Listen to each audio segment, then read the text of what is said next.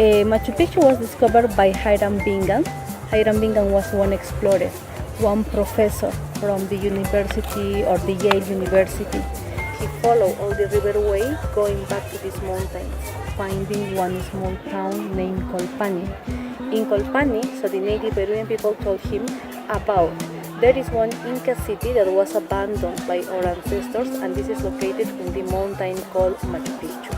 But after, he decided to come back to the United States, and with the support of the American authorities, he came back in the same year, 1912, until the 1915, where he was living here in this place 3 years.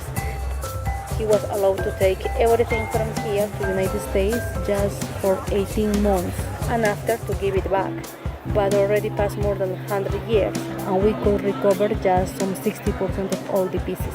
The rest is still in North America, in the Yale University.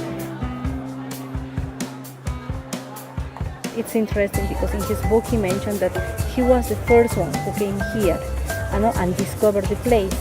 But later, when Bingham died, his son wrote one book. But as well, he mentioned that when his father came here was not completely honest. So because when he came here, he started to take the first pictures, and he had hidden one picture. It was one graffiti that somebody left in one stone. Agustin Lizárraga, 1902. Bingham came here in the 1911. So Agustin Lizárraga was a lord farmer, and he actually discovered all this place. And that's the story of this place.